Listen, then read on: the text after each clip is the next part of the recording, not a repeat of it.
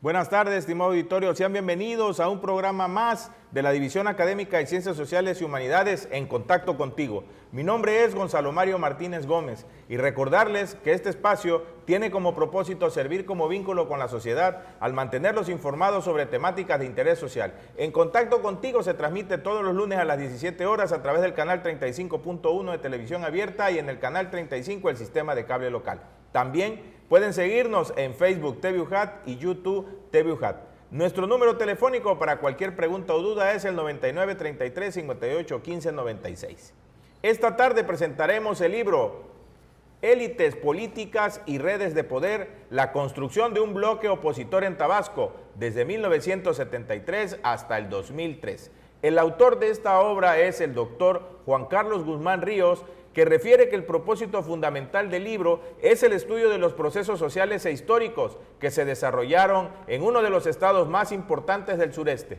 Es precisamente en Tabasco donde ha habido un cúmulo de movilizaciones en reacción frente a una modernización forzada causante de afectaciones ambientales por parte de Pemex, procesos electorales fraudulentos y violación constante de los votos ciudadanos, lo cual ha posibilitado el surgimiento de movimientos sociales y la exigencia ciudadana de procesos democráticos legales.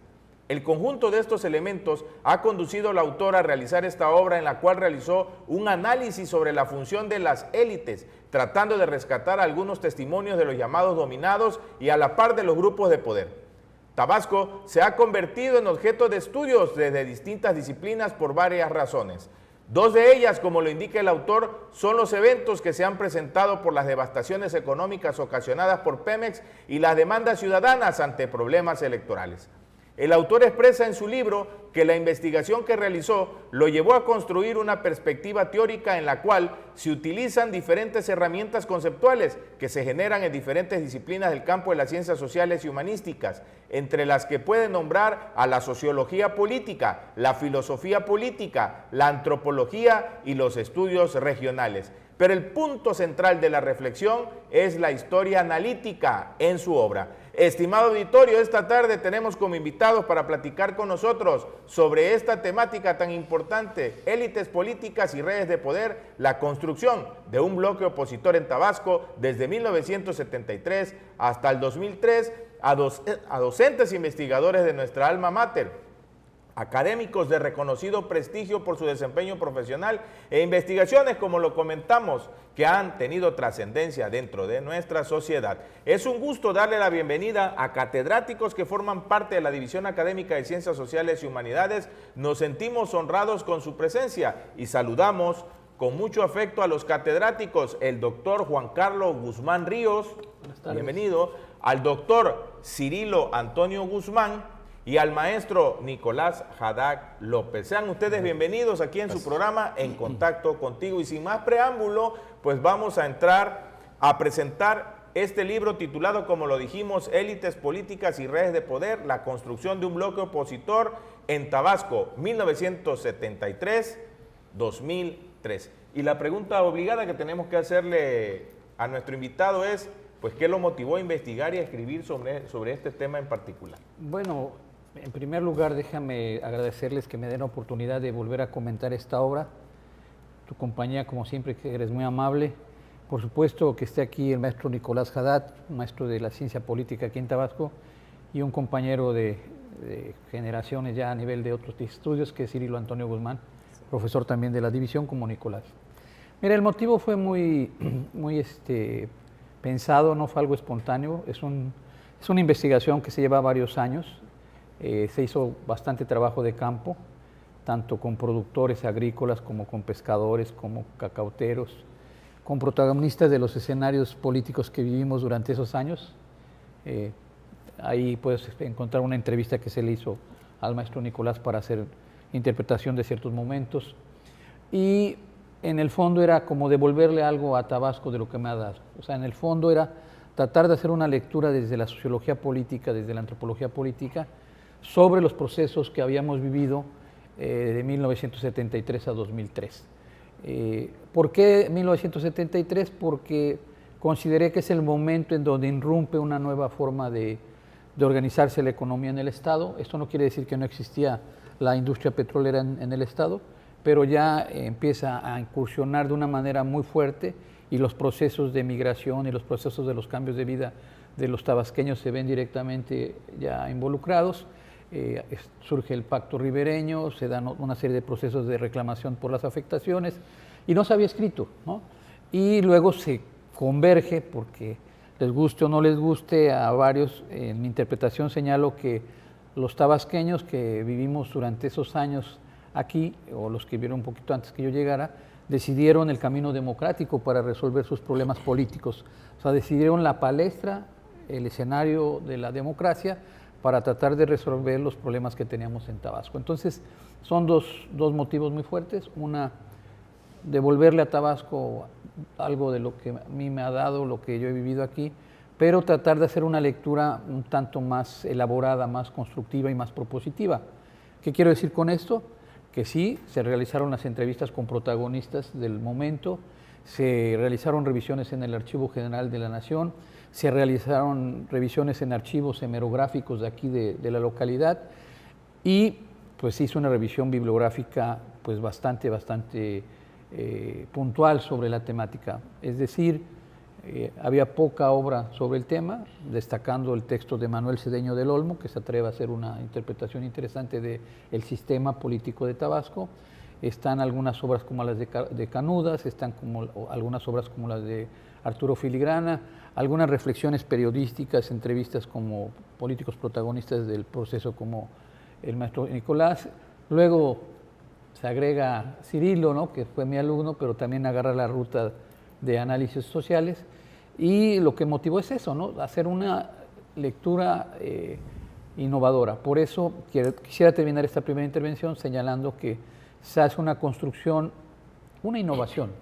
No podría decir que se hace una construcción teórica ni una escuela, ¿no? Hablo de una innovación que se llama historia analítica, que no me gustaría extender porque es un tanto más compleja, pero la propuesta de la historia analítica, como yo la comprendo, es ir a la realidad y que esa realidad nos dicte, nos sugiera con qué conceptos vamos a trabajar esos procesos, y a diferencia de otros trabajos, ¿no?, que primero llevan los conceptos y los quieren aplicar a la realidad, cuando la realidad pues es totalmente distinta. Brevemente, por ejemplo, quien me dirigió esta investigación, que es el doctor Alberto Olvera Rivera, pues me pedía un modelo de análisis, pero que no tenía nada que ver con la realidad de Tabasco, ¿no? Yo te puedo asegurar que después de este texto, la palestra, el escenario de los procesos que vemos en Tabasco tienen sus particularidades muy específicas, ¿no? Hay una forma de desarrollo político muy interesante en la región y en el Estado. Hay una construcción de élites que todavía es importante leer el libro para comprender ese tema. Está la construcción de de las redes de poder, ¿no? Entonces es un honor que me permitan otra vez revivir este libro, que se mantenga actualizado y que aporte todavía para el análisis de los escenarios políticos, ¿no?, de los escenarios de los procesos sociales. Discúlpenme que me haya extendido, pero quería ser muy puntual en esta primera intervención. Doctor Cirilo, ¿y podría explicarle a nuestro teleauditorio a qué nos referimos cuando el doctor Guzmán precisamente habla de esa historia analítica con relación al libro? Sí, bueno, buenas tardes. Mira, yo creo que la relevancia de este documento de élites políticas y redes de poder es que Juan Carlos viene siendo uno de los pioneros en el análisis de las redes políticas y de las élites de poder en Tabasco. En Tabasco hasta el año 2000 había tenido muy poco análisis en tema de estos procesos políticos, tanto en los temas sociales como en los movimientos de los procesos electorales, porque como bien sabemos todos, hasta 1988 habíamos tenido un sistema de partido hegemónico, y en ese contexto no había relevancia de analizar a las élites, porque las élites dominaban a la sociedad y los conflictos quedaban entrelazados y mermados ahí dentro de ese poder de las élites.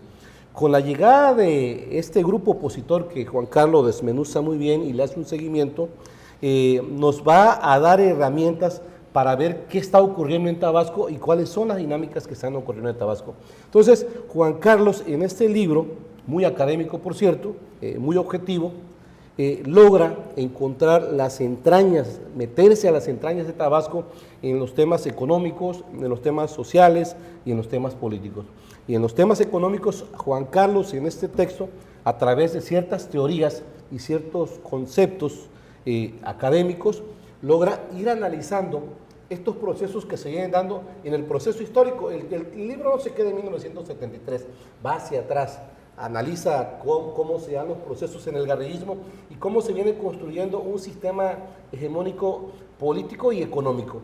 Y en ese contexto, Juan Carlos, a través de ese sistema analítico de la teoría política, de la cultura política, de los movimientos sociales, logra mostrarnos cuál ha sido ese proceso que ha tenido Tabasco. ¿Por qué Tabasco en 1988 entra en una confrontación con un grupo que nace del pueblo, que es todo este movimiento, todo este bloque opositor, que no proviene de las élites ni de las oligarquías, proviene de la base social, y que hoy creo que muchos estamos orgullosos de que este bloque opositor que nace en Tabasco, que se construye en Tabasco, luego entra a la escena nacional y hoy es parte de este proceso de cambio nacional con un presidente tabasqueño. O sea, desde Garrido se había querido llegar a la presidencia, Garrido, Carlos Madrazo, entre otros gobernadores, y nadie había podido llegar.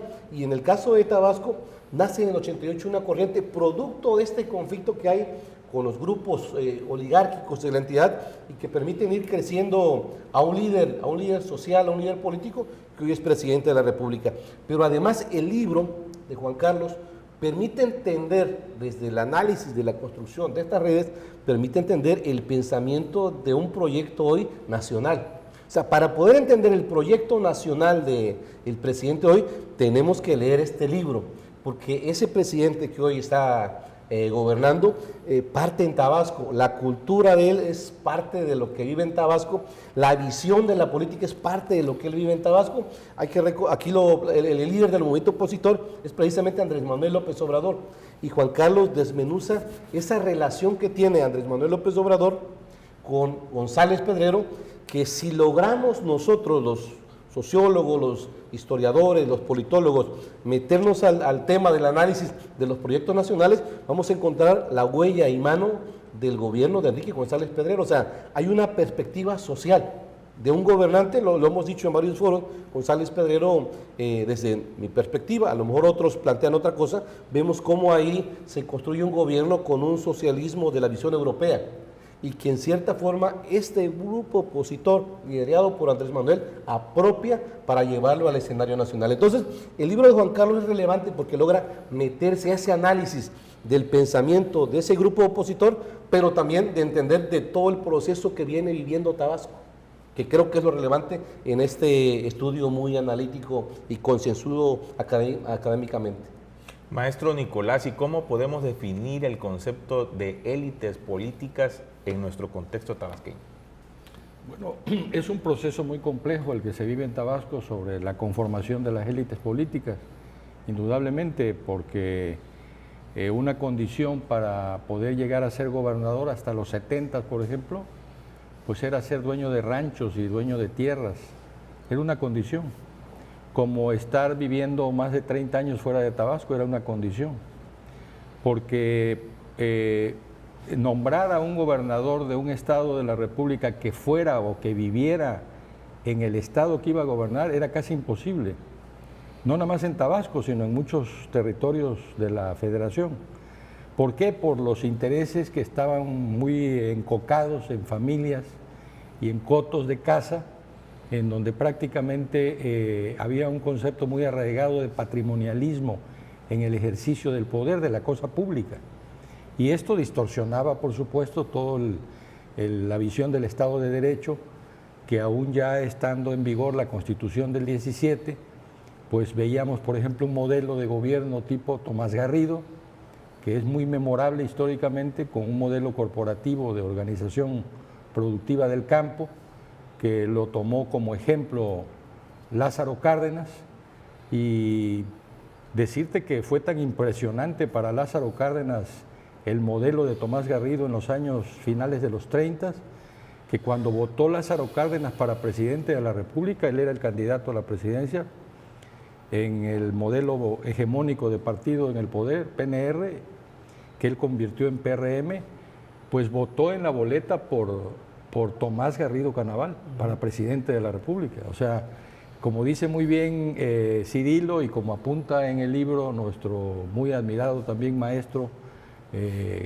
Juan Carlos, estas élites ha sido verdaderamente una hazaña poder romper con las inercias históricas que se vinieron construyendo en el Estado.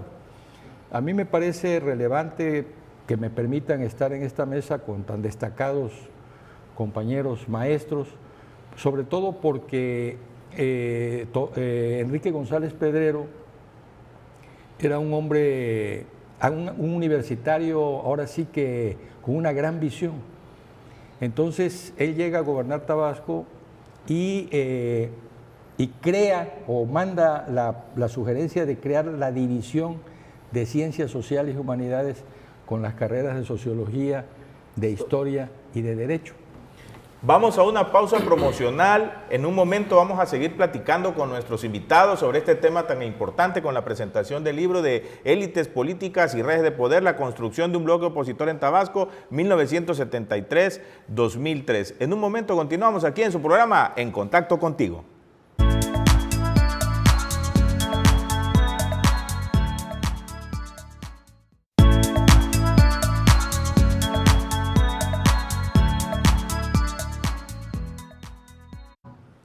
Continuamos aquí en su programa En Contacto Contigo, platicando con nuestros invitados sobre la presentación de esta obra titulada Élites Políticas y Redes de Poder, la construcción de un bloque opositor en Tabasco, 1973-2003, del autor doctor Juan Carlos Guzmán Ríos. Les muestro la obra.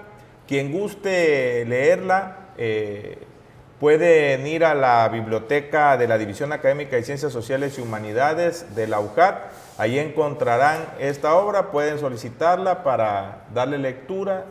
Es una obra de carácter social muy importante, política y económica en nuestro estado, que pues tendría que ser lectura obligatoria para todos. Y continuando, antes de irnos a la pausa promocional, comentaba el maestro Nicolás Haddock de Enrique González Pedrero, de qué tan importante fue su participación también con relación a la autonomía universitaria y a la ley orgánica de nuestra propia universidad. ¿Podría comentar al respecto? Sí, maestro? Claro.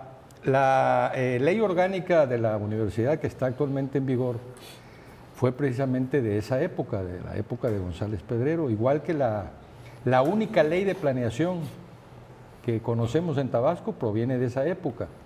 Los centros integradores, 189 centros integradores de todo el estado, proviene de esa época.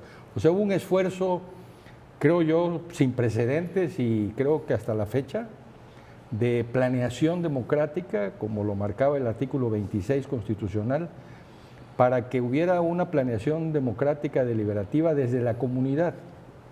Entonces, yo recuerdo mucho esa época y quiero destacar aquí que esa ley orgánica le dio a la universidad también una nueva estructura orgánica, al menos en nuestra división. Se conforma lo que fuera la carrera de Derecho, pero ahora con la de Historia y Sociología, que me honra muchísimo que estemos ahorita en esta mesa compartiendo con el maestro Juan Carlos y con el maestro Cirilo aquí en tu mesa, Gonzalo, porque ellos son unos pilares fundamentales de las dos carreras de Sociología y de Historia, que en aquella época nos tocaba dar un tronco común, que estábamos estudiantes de Derecho, de Historia y de Sociología en un tronco común hasta el segundo o tercer semestre, y ya ahí se bifurcaban las carreras. Esto generó un ambiente de cordialidad, de respeto, de hermandad universitaria en las tres carreras. Entonces yo creo que es muy buen motivo que estemos aquí comentando tan importante obra, porque esto le sirve a las nuevas generaciones como una motivación para poder buscar ingresar a la universidad, no nada más a las escuelas tradicionales más solicitadas, sino que también pongan su atención de un futuro exitoso, de un futuro interesantísimo, divertido, de poder estudiar la sociología, poder estudiar la historia y la filosofía, que también ya nuestra división está impartiendo, igual que el derecho, para poder conformar una generación de jóvenes tabasqueños que estudien con el rigor que está haciendo Juan Carlos, con el rigor que lo está haciendo Cirilo y otros colegas profesores de ahí de historia y de sociología y del derecho, porque es importante que estos análisis no los sigamos haciendo solamente en el calor, en el fragor de la batalla partidista, porque pues obviamente los intereses partidistas en un momento dado pueden distorsionar o mostrar una visión interesada o torcida de las cosas.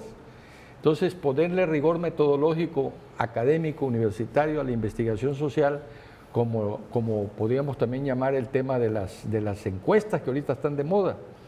Pero las encuestas, por ejemplo, cuando yo estaba estudiando en la UNAM, me acuerdo que don Gonzalo, Pablo González Casanova, publicó un libro pequeño advirtiéndonos de la falacia en la investigación social. O sea, ya llamándonos la atención desde aquellos originales tiempos en que estaban saliendo los ejercicios de demoscopía para medir las preferencias y los comportamientos políticos electorales, él ya nos estaba llamando la atención de que había falacia o que podía haber la aplicación de verdades a medias en la aplicación de la medición sociológica. Entonces yo creo que esto que estamos hoy comentando es una magnífica oportunidad de llamar la atención de nuestros jóvenes tabasqueños para que en esta nueva etapa de convocatoria que está haciendo nuestra universidad para ingresar a la universidad, pues tomen en cuenta estas dos carreras tan importantes como es la sociología, la historia, que les van a dar grandes satisfacciones, sobre todo para escudriñar con rigor, con seriedad, con método, en el conocimiento de lo político, de lo económico, de lo sociológico, ya que el boom petrolero me parece con elementos muy interesantes de tiempos en donde se origina el estudio que estamos presentando, comentando esta tarde, con el fenómeno de la inversión pública tan importante que tiene a Tabasco en los primeros lugares de crecimiento del Producto Interno Bruto nacional, arriba del Estado de México, de Jalisco, de Nuevo León, por las inversiones de la refinería y del Tren Maya. La economía de Tabasco está apareciendo en el primer lugar nacional de crecimiento del Producto Interno Bruto. Así nos pasó también en la época del boom de la minería. Entonces, yo creo que ahí hay experiencias que yo podría poner sobre la mesa con todo respeto y con toda cordialidad, porque creo que son temas que nos dejan lecciones muy importantes. Cómo lograr que esta riqueza de la macroeconomía se pueda traducir en una distribución de la riqueza que permita acrecentar los niveles de la clase media y poder abatir los índices de pobreza en el Estado. Doctor Juan Carlos, también en su libro habla acerca de las redes de poder. ¿Cuáles son las que identificó usted en su obra? Bueno, la principal es la de Andrés Manuel, ¿no? O sea, hay todo un seguimiento desde cuando estudia en la UNAM, quiénes son los más allegados a él y cómo se va desenvolviendo en su construcción de redes. Es que el estudio de redes es un método, ¿sí? Ahí podemos hablar de nodos, de vínculos, y el nodo central de esa red es justamente Andrés Manuel, es decir, hay personajes, algunos ya han fallecido, hay otros que se han mantenido ahí en la red de Andrés Manuel, hay otros que se fueron agregando. Enrique González Pedrero en un momento dado es clave en esa red, ¿no? Porque en el caso de Enrique González Pedrero en la obra se dice que desde mi punto de vista Enrique González Pedrero es un antes y un después. O sea, en la palestra política, en los procesos sociales que hemos vivido durante todo el siglo XX y principios de este siglo XXI, la forma en que don Enrique aplica su discurso, disputa los espacios de sus propuestas, ¿no? A nivel nacional, con una fundamentación internacionalista y con una visión económica y desde una perspectiva social muy interesante, pues es un rompeaguas, un parteaguas, don Enrique, ¿no? En inversión en educación, en cultura.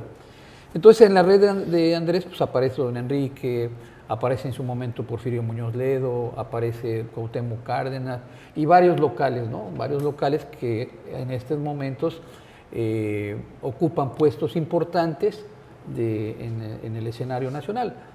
Efectivamente, algunos de ellos no inician con él en el momento que trabaja con los indígenas y está de responsable de los programas de atención a los indígenas en Tabasco. Algunos se agregan a finales de los 80, principios de los 90 y se han mantenido, ¿no? Entonces, esa es la red más importante, ¿no? Podemos decir que es parte del capítulo 4, ¿no? Porque la obra está compuesta por 4 capítulos. Agradezco a Cirilo que haya subrayado que efectivamente no es parte del 73. Tenemos que jalar el garridismo, tenemos que jalar otras experiencias para entender la forma del pensar tabasqueño, ¿no? Que cuando yo terminé de escribir este libro se me hizo muy... De por sí ya me resultaba interesante estudiarlos, ¿no? Y luego de terminar dije, hay que seguirlos estudiando, hay que seguir reflexionando para fortalecer las instituciones, la democracia y la participación ciudadana, ¿no? Ese es el sentido del texto, no tendría otro sentido el dedicar tiempo a estas cuestiones si no se trata de hacer un bien social, un beneficio común, un beneficio colectivo, ¿no? Es lo que yo te podría comentar a partir de lo que me preguntas. Doctor Cirilo, ¿y por qué el doctor Juan Carlos Guzmán Ríos se enfoca en el periodo de 1973 al 2003? Sí, yo creo que, bueno, en el caso de Juan Carlos me queda claro que el texto es producto de una investigación para obtener el grado de doctor en la Universidad Veracruzana. Y bueno, el corte lo deja en 2003, perdón, porque es el periodo en el que tiene el margen para hacer la investigación. Y aparte yo creo que ese periodo es relevante, lo decía el maestro Haddad, es relevante por el proceso que se está viviendo del conflicto electoral, del conflicto político, pero también del proceso económico que está viviendo la región. Proceso económico, y creo que también hay que decirlo, o sea, el proceso de cambio en términos analíticos. Lo decíamos hace rato, Andrés Manuel, que es el que forma ese bloque, lo empieza a formar precisamente en el gobierno de Enrique González Pedrero, y ahí lo remarca bien Juan Carlos. O sea, lo forma porque Andrés Manuel López Obrador es presidente del PRI con González Pedrero. Y desde ahí Andrés Manuel está marcando una pauta de pensamiento de cómo se debe gobernar la entidad, confrontando a estas élites locales, patrimonialistas, agrarias, diría por ahí un periodista, Sámano La Bastida, una élite ranchera, le podemos llamar, no es la élite intelectual que hay en el país. Y entonces llega a Tabasco un hombre como González Pedrero, que es un tabasqueño, que se va a formar a Europa, regresa con una visión distinta de ver el mundo y de ver la política, y implementa un modelo distinto, y yo creo que lo deja claro también el maestro Nicolás Haddad. González Pedrero, junto con su esposa Julieta Campos, que era otra intelectual también, ven a un Tabasco atrasado en lo económico, en lo político y en lo social, aun cuando en lo económico Tabasco está viviendo el boom del petróleo que había iniciado en 1970 con Mario Trujillo. Y era tanto el presupuesto que tenía Tabasco, pero en términos culturales, en términos políticos, seguíamos atrasados. Y en ese contexto, yo creo que hay que decirlo y hay que mencionar en el tema de la universidad, la propia UJAT, junto con González Pedrero, implementan la creación de carreras como la carrera de Historia y de Sociología, que son las que, tenemos que decirlo así, son las que permiten la creación de este tipo de análisis. Juan Carlos viene como profesor a la carrera de Sociología, y se forma una generación de jóvenes que permite que empiecen a salir análisis de este tipo. ¿Para qué razón? Yo creo que González Pedrero inteligentemente se dio cuenta que el cambio político no lo iba a poder hacer en 6 años. Entonces dio pauta para empezar a formar una nueva generación de tabasqueños con capacidades analíticas. Y aquí están los resultados. La sociología y la historia, carreras que tiene la Universidad Juárez Autónoma de Tabasco, son precisamente para hacer análisis de la realidad y para poder ir dando pauta y propuestas de soluciones para el cambio social. El cambio es muy lento, por supuesto, pero creo que hoy, después de este texto de Juan Carlos, ya hay varios libros Están saliendo varios estudios producto de esa visión del momento.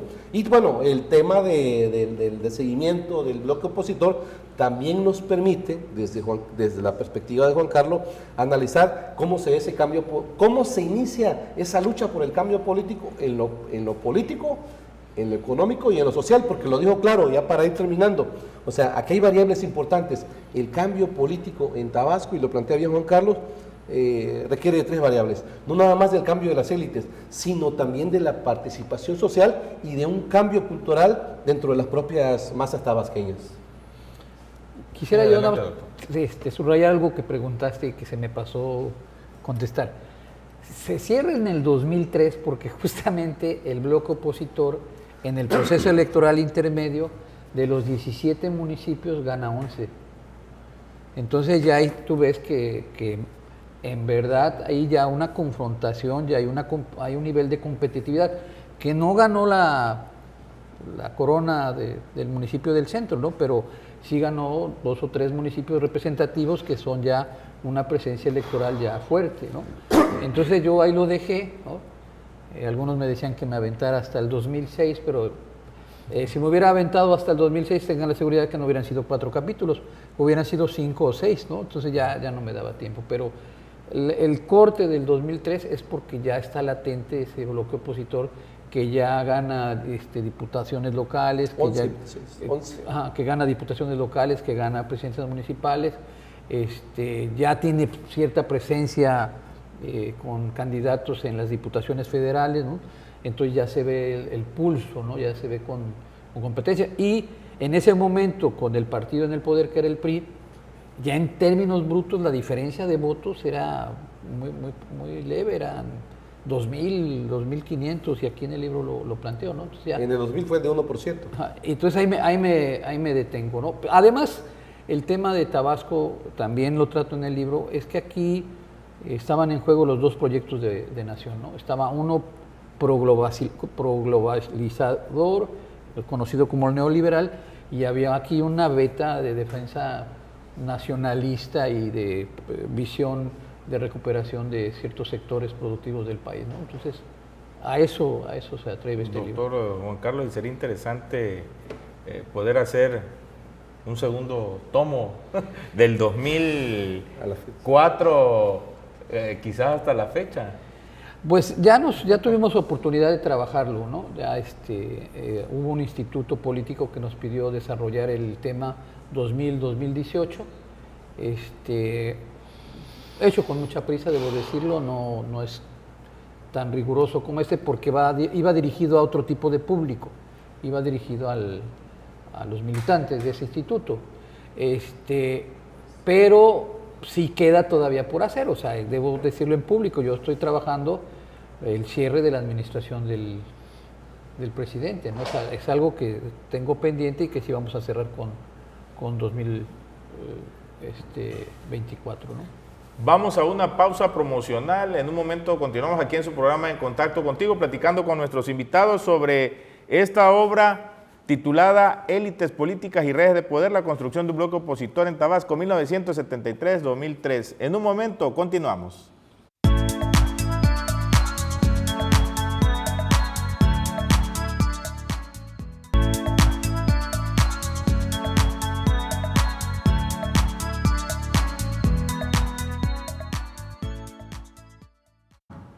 Continuamos aquí en su programa En Contacto Contigo. Seguimos platicando con nuestros invitados acerca de la presentación de esta magnífica obra titulada Élites Políticas y Redes de Poder, la construcción de un bloque opositor en Tabasco, 1973-2003. Antes de continuar con la plática sobre la presentación de este libro, pues bueno, tenemos un anuncio que el maestro Nicolás quiere hacer con relación a un ciclo de conferencias que van a ver sobre la Constitución de 1824 hasta el 2024, pero bueno, voy a darle el uso de la palabra al maestro Nicolás a efectos de que explique de qué se trata este ciclo de conferencias. Adelante, muy bien, maestro. bueno, pues agradecido con nuestra madre nutricia de que nos permita a través de su canal de televisión dirigirnos al auditorio y en compañía tan selecta de mis colegas y admirados compañeros maestros, para promoverla. El día 7 vamos a tener a las 9 de la mañana en el Aula Magna el inicio del ciclo de conferencias alusivo a la conmemoración del 200 aniversario de la promulgación de la primera constitución política de México, que es la de 1824. Esta constitución pues es producto de la Revolución de Independencia, trae todos los sentimientos de la nación de José María Morelos y Pavón. Debemos recordar que los 300 años de dominación española sobre la población nacional pues generó una sociedad estamental con profundas desigualdades sociales, económicas y discriminatoria de las condiciones de un amplio número de pobladores. Estas inercias lamentablemente no logró la revolución superarlas, y la Constitución de 1824 adopta el modelo federalista, pero al mismo tiempo subsisten figuras muy poderosas de la monarquía constitucional. La Constitución anterior a la de 1824 era precisamente la Constitución de Cádiz de 1812, que los españoles la conocían como la Pepa, porque fue promulgada precisamente un 19 de marzo.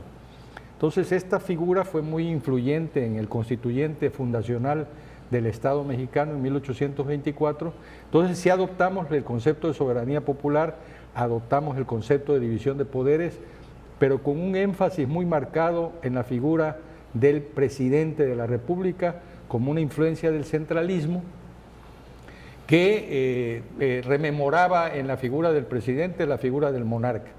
Entonces, encontramos en la Constitución la figura democrática de la división de poderes, la figura democrática de la soberanía popular, pero al mismo tiempo la figura de la monarquía en un presidente muy fuerte sobre los otros poderes.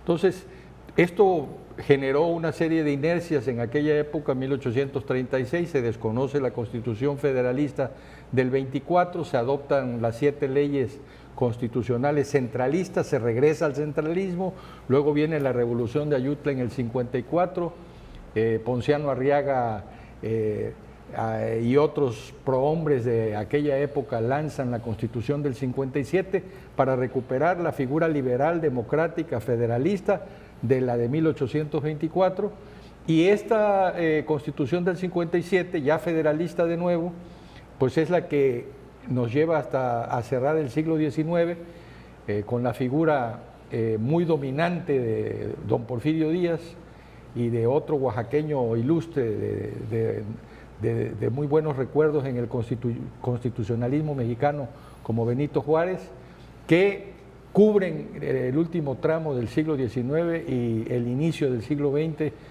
Juárez con su respeto al derecho ajeno, su apotegma, entre los individuos como entre las naciones, y Porfirio Díaz enarbolando el plan de Tustepec con el lema de sufragio efectivo, no reelección, pero que una vez que llega al poder simplemente le recorre sufragio efectivo no, punto, reelección.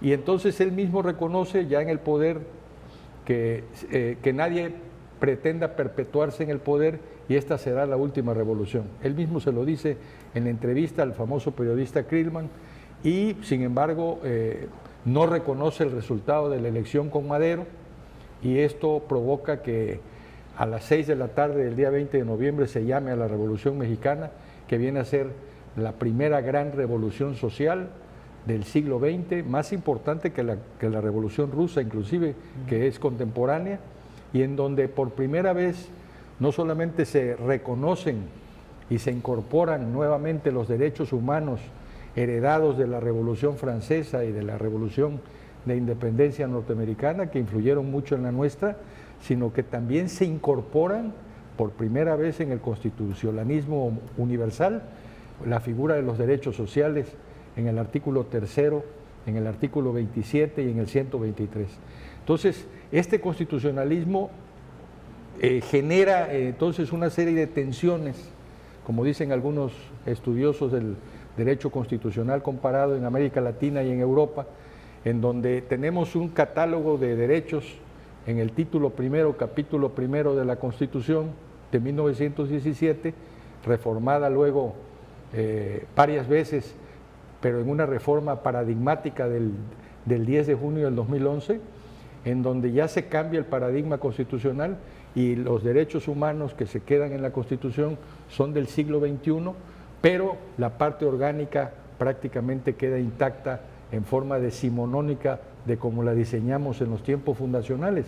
Entonces encontramos ahí una tensión constante entre los derechos humanos del siglo XXI y el modelo orgánico que traemos en la sala de máquinas de la Constitución, como dice un autor que yo reconozco mucho, a maestro Gargarella, en donde él le llama sala de máquinas a toda la parte orgánica de la Constitución, en donde dice que esas instituciones fueron creadas no para garantizar, para promover y para defender los derechos humanos, sino que muchas veces las encontramos en una tensión constante. Los datos históricos son importantes en este tipo de obras porque nos permiten reconocer cuáles son aquellas fortalezas y debilidades que tenemos como sociedad.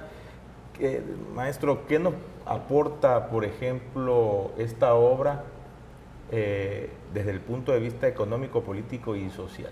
Bueno, yo la pongo como una piedra angular, o sea, sin el ánimo de llenarle de miel el oído aquí al autor, pero estos tipos de obras nos permiten a nosotros, con el intercambio de conocimientos con las generaciones que como la mía estamos más allá del bien y del mal, pero en plenitud, para poder intercambiar y ordenar, que finalmente esa es la pedagogía moderna.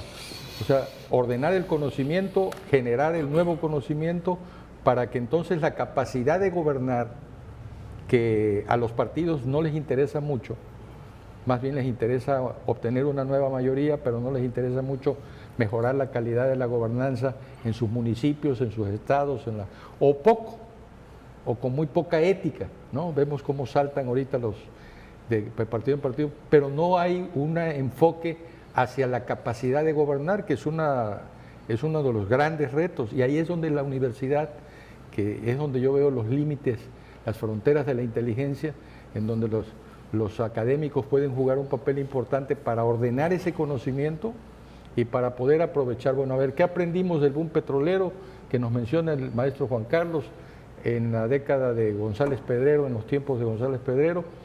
¿Qué podemos aprender ahora de las inversiones del Tren Maya y de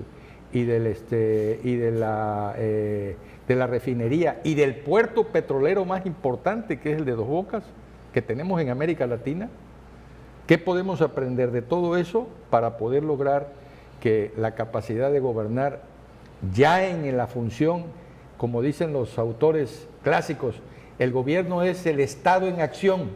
O sea, ¿cómo lograr que el Estado en acción, a través de sus gobiernos, del orden municipal, del orden estatal, del orden federal, pueda tomar en cuenta estos ordenamientos metodológicos del conocimiento histórico para poder mejorar y lograr una mayor eficacia en su desempeño? Doctor Cirilo, ¿y cómo cree usted que esta investigación contribuye precisamente al entendimiento de la historia política de Tabasco? Sí, bien, bueno, como comenta aquí el maestro Nicolás Haddad, este texto de Juan Carlos Guzmán Ríos, que es un análisis muy bien estructurado, o sea, te decía yo, no se queda nada más en el tema de élite, sino que analiza la totalidad de la región, nos permite entender cómo Tabasco, como entorno, como territorio, tiene una peculiaridad que la caracteriza distinta a las otras regiones. Caracteriza a sus propias élites y a su propio conglomerado social. Y aparte de aquí de Tabasco, yo creo que así lo tenemos, que este libro es lectura obligada, porque nos muestra cómo de 1988 en adelante, aquí en Tabasco se conforman dos pensamientos, dos grupos. Lo dijo Juan Carlos muy bien, un proyecto nacionalista, una visión nacionalista, que es la que representaba a González Pedrero y que retoma Andrés Manuel López Obrador, que es el fortalecimiento del Estado dentro de la política social y dentro de la economía, y el otro modelo, liderado en el caso de Tabasco por Roberto Madrazo, que todos sabemos cuál es la historia que tiene posterior al gobierno en Tabasco, cómo el modelo neoliberal también se plantea desde aquí, pero desde una perspectiva del tema de la competencia política.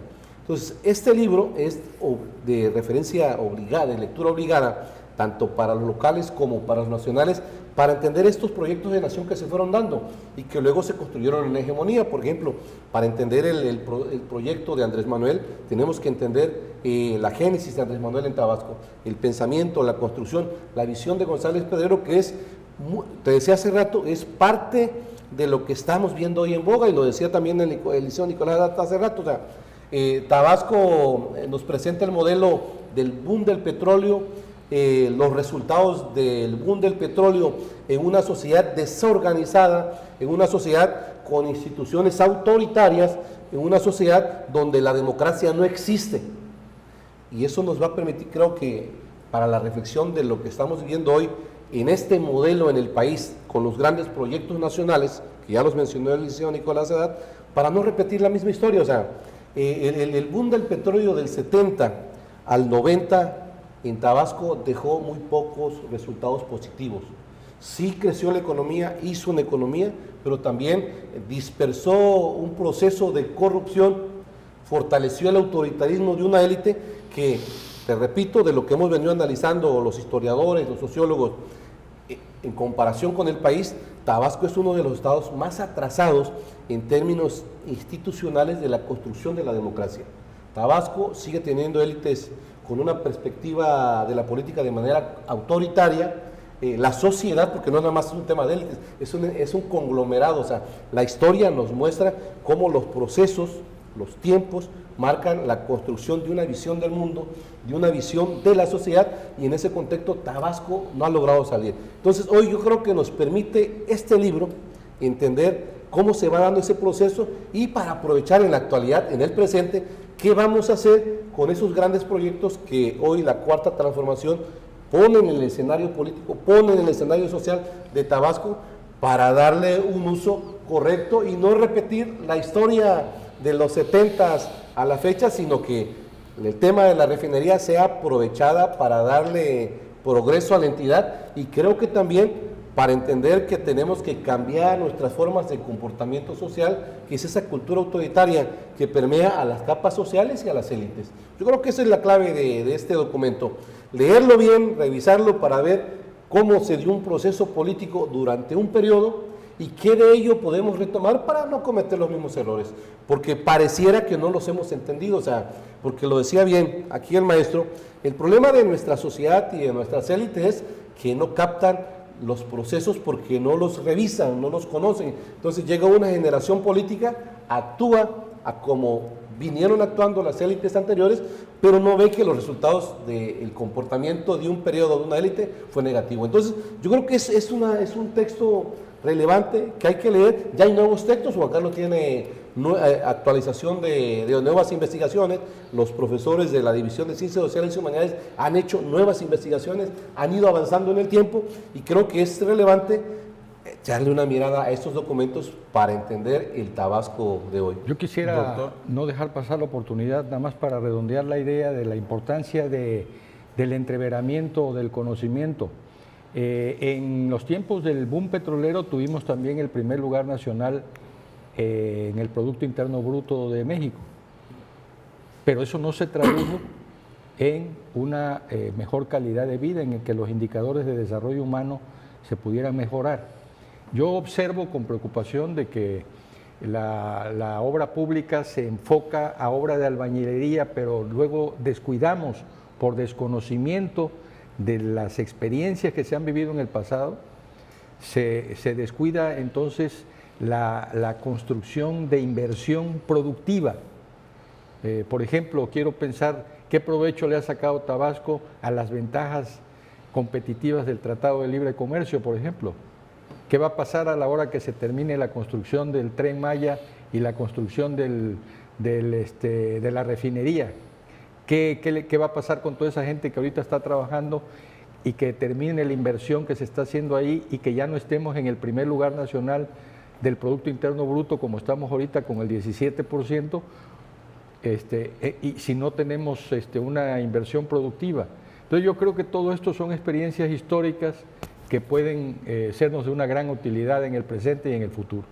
Agradecemos la presencia a este programa de la División Académica de Ciencias Sociales y Humanidades, a nuestros invitados por acompañarnos en esta emisión en la que pudieron compartir con nuestro auditorio sus conocimientos y experiencias sobre la presentación de este libro, Élites, Políticas y Redes de Poder, la construcción de un bloque opositor en Tabasco, 1973-2003. Sin duda son académicos de reconocido prestigio de nuestra alma mater, la División Académica de Ciencias Sociales y Humanidades, y no duden en sintonizarnos ahora sí que aquí en su programa En Contacto Contigo, todos los lunes a las 17 horas a través de televisión abierta en el canal 35.1 y en el canal 35. También en nuestras redes sociales, en Facebook, TVUJAT y YouTube, TVUJAT. Hasta pronto y que sigan teniendo una excelente tarde.